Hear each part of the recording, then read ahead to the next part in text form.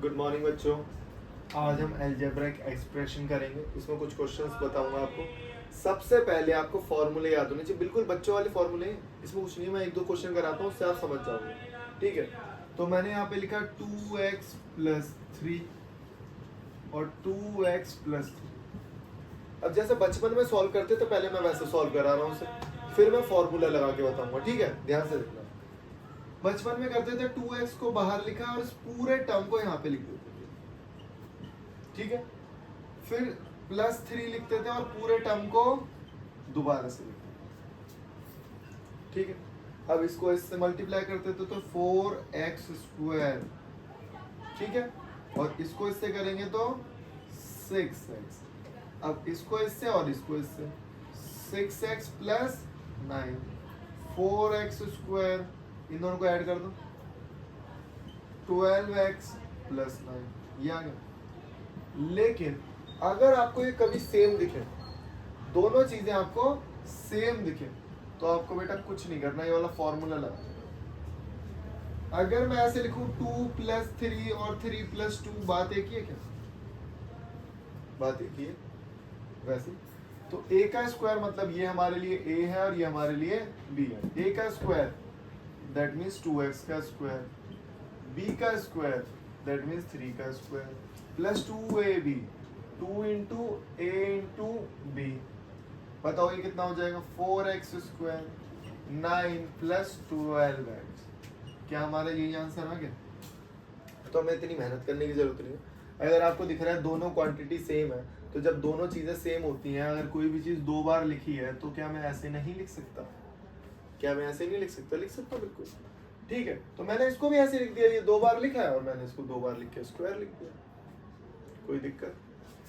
बस इतना याद रखना कि बेटा स्क्वायर के टर्म कभी भी नेगेटिव नहीं होते। स्क्वायर के टर्म कभी भी नेगेटिव हो ही नहीं सकते। तो ए भी सिर्फ माइनस होगा अगर माइनस का फॉर्मूला है तो। ए भी सिर्फ माइनस होगा अगर माइनस का फॉर्मूला है तो। ठीक है, तो एक क्वेश्चन मैं दे रहा हूं आपको, करोगे? आई होप सो कर लिया होगा आपने क्वेश्चन। ए और बी, सबसे पहले ए का स्क्वायर पूरा टर्म लिखूंगा, उसका बाद स्क्वायर करूंगा। लुक एट दिस, इधर। फिर b लिखूंगा प्लस, मैंने बताया ये टर्म जो स्क्वायर के टर्म्स होते हैं, जब मैं स्क्वायर करता हूं तो वो कभी माइनस में नहीं। ये माइनस जो है ना वो इसके साथ है, मतलब अगर मैं माइनस लिखना चाहूं तो यहाँ पे, और जब मैं माइनस का स्क्वायर करूंगा तो प्लस हो जाएगा, इसलिए इसको लिखा नहीं जाता। -2 × a × b। कोई दिक्कत? ठीक, a का स्क्वायर इसका स्क्वायर करोगे, ओहो हो, अभी मैंने एक गलती कर दी, तुमने देखी? ये 2x² है, ये 2x² और उसका स्क्वायर करना है मुझे। a है a, भाई इसको अंदर लिखूंगा फिर इसका स्क्वायर करूंगा, तो 2 का स्क्वायर तो 4 हो गया, और x² का स्क्वायर कितना हो जाएगा? खाना खा के नहीं आए ना आप लोग, मुझे पता है। 3 का स्क्वायर 9, x का स्क्वायर x², लेकिन y² का स्क्वायर y4। -2 2 × 4 3 × 12, x 2 ये रे, 1 ये रहा, x कितने हो गए? 3, y 2 ही है।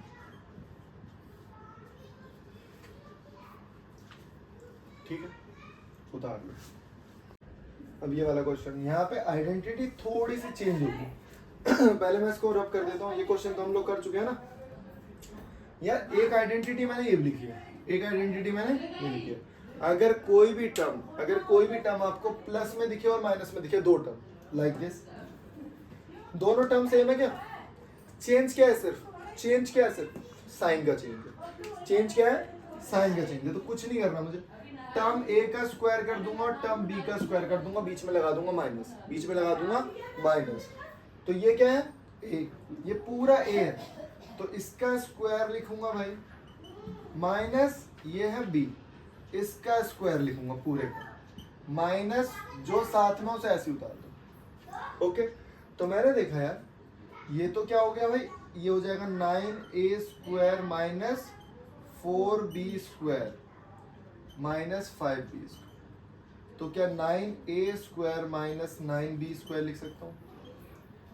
अगर मैं इसको आगे लिखना चाहूँ 9a² माइनस 9b², तो मैं ऐसे कॉमन भी ले सकता हूँ, 9 कॉमन लिया, a² माइनस b², इसको मैं आगे a माइनस b और a प्लस b लिख सकता हूँ, कोई दिक्कत वाली बात नहीं, ठीक है, कोई दिक्कत, आसान है यार, एफर्ट्स लगाओ, थोड़े से और एफर्ट्स लगाओ, ठीक है। ये वाला भी क्वेश्चन बहुत अच्छा है। तो यार जब मुझे स्क्वायर दिख रहा है तो मैं आइडेंटिटी लगाऊंगा, आइडेंटिटी का यूज करना आना चाहिए, आइडेंटिटी का यूज करना। तो ये क्या है, 4x a² plus b² minus 2ab, और जो लिखा उसे ऐसे ही ऐसे उतार दो, कोई दिक्कत। ये क्या है 9x² sorry 16x² 9y² minus multiply करो 24xy, और ये क्या है 24xy।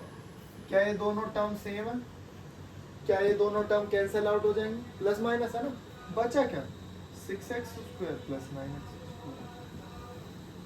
क्वेश्चन खत्म। अगर यहाँ पे माइनस होता ना तो हम a plus b a minus b लिख सकते होते, लेकिन ये तो प्लस में, तो आइडेंटिटी यहाँ पे नहीं लगेगी, ठीक है। अब ये वाला क्वेश्चन भी बहुत ही आसान है। तो मैंने देखा यार इसमें मैं आइडेंटिटी लगा सकता हूँ, यही बच्चों को समझ में नहीं आता कि इसमें आइडेंटिटी कैसे लगेगी। तो देखते हैं कैसे, मैं बताता हूँ।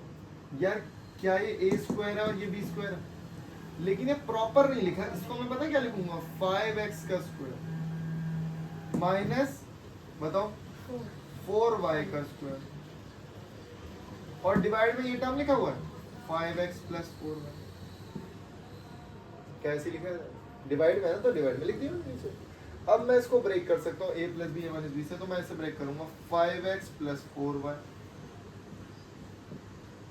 5x माइनस 4y और 5x प्लस 4y। यहाँ तक आया समझ में, अरे आसान, देख लो a plus b a minus b से ब्रेक, मैंने देखा ये दोनों टर्म तो कट रहे, कट कर दो, आंसर। क्वेश्चन टफ नहीं है, इजी है क्वेश्चन, लेकिन एफर्ट्स लगाओ, क्वेश्चन बार बार करो तब समझ में आएंगे, ऐसे नहीं आएंगे। अब ये क्वेश्चन और सेम जैसा मैंने प्रीवियस क्वेश्चन किया बिल्कुल सेम। पहले ना मैं इसको डिवाइड में लिख देता हूँ, यहीं पर ये डिवाइड में है ना, तो भाई मैं इसको डिवाइड में लिख रहा हूँ पहले ही, आप लेकिन अगले स्टेप में लिखोगे। इसको मैंने यहाँ से मिटा यही दे रखा है। अब मैं ऊपर वाले टर्म को ब्रेक कर सकता हूँ, क्योंकि मुझे कुछ ना कुछ रेफरेंस दे रखा है नीचे वाला। क्या ये नीचे वाले का स्क्वायर नहीं, 2.5 का स्क्वायर यही होता है ना, 25 का स्क्वायर यही होता है, बस पॉइंट लगा। तो मैं लिख दूंगा 2.5 p का होल स्क्वायर माइनस 1.5, इसीलिए बोल रहा हूँ बेटा स्क्वायर याद रखो, स्क्वायर याद रखो, और 2.5 p प्लस 1.5 q। अब इसको ब्रेक करेंगे तो ये हो जाएगा 2.5 p a² माइनस b², एक बार करेंगे माइनस और एक बार करेंगे प्लस,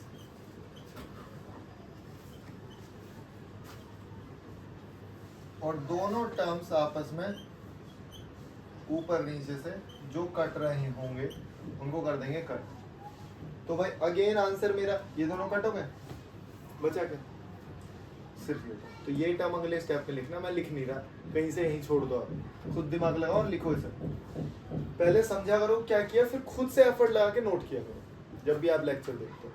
यही लेक्चर देखने का तरीका होता है, क्योंकि मैथ्स ऐसा नहीं है देख रहे हो मूवी की तरह, समझ तो आ रही है लेकिन याद नहीं रहती चीजें, ठीक है, ओके।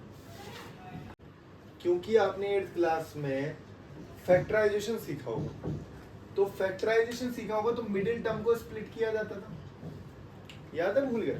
तो मैं पहले इसको साइड में कर देता हूँ। तो यार x² प्लस 5x प्लस 6, तो क्या मैं ये लिख सकता हूँ x को कॉमन लिया, 3 को कॉमन लिया। अगर तुम्हें ये फैक्टराइजेशन नहीं आता तो मुझे कमेंट में लिख दो, मैं उसका लेक्चर भी भेज दूंगा, लेकिन मैं ये सिखाने वाला नहीं हूँ।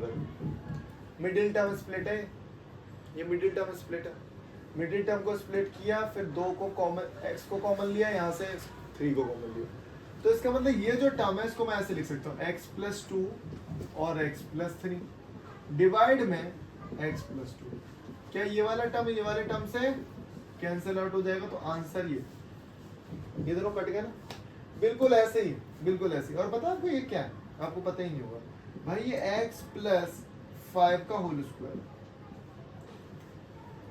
ये कैसे पता लगा आपको? ध्यान से देखो, ये a का स्क्वायर और ये b का स्क्वायर। यहाँ देखना कैसे बताऊंगा मैंने यहाँ पे क्यों नहीं लगाया, क्योंकि ये किसी का स्क्वायर नहीं है, ये किसी का स्क्वायर नहीं है। अगर यही टर्म ऐसे लिखा होता है x² + 6x + 9, तो मैंने लिखता है x का स्क्वायर 3 का स्क्वायर और बीच वाला जो साइन है उसको उतार देता होल स्क्वायर, ठीक है। और डिवाइड में क्या है? x + 5। अब दिमाग लगाओ थोड़ा सा, क्या है? 2 टर्म है ना, x + 5 2 बार लिखा हुआ, तो एक टर्म नीचे वाले से कट गया, बचा क्या? सिर्फ और सिर्फ x + 5 बचा। और इसको पता है हम स्प्लिट से भी कर सकते हैं। अब आप सोच रहे हो ये कहाँ गया भाई? a का स्क्वायर b का स्क्वायर 2ab, इसलिए होल स्क्वायर लिखा है। ये 8th का बेस है, लेकिन 9th में बहुत ज्यादा इंपॉर्टेंट है। 9th के बच्चों को ये भी नहीं आता। पॉलिनोमियल पढ़ने से पहले उन्हें ये सारी चीजें रिवाइज करनी पड़ेंगी बहुत अच्छे से, तब जाके आएगा, क्योंकि अलजेब्रा और polynomial is a part of algebra, ठीक है। ओके। क्या है? इसको मैं 5 लिख सकता हूँ, √25 में बस इतना देखना है किसका स्क्वायर है? 5 का, सीधे 5। अगर आप इसे समझना चाहते हो तो √5 जो होता है, मतलब रूट जो होता है वो क्या होता है? पावर हाफ होती है। रूट क्या होता है? पावर हाफ होती है। तो इसको मैं क्या लिख सकता हूँ? 5 का स्क्वायर और उसकी पावर हाफ। तो क्या ये दोनों कैंसिल आउट हो जाएंगे?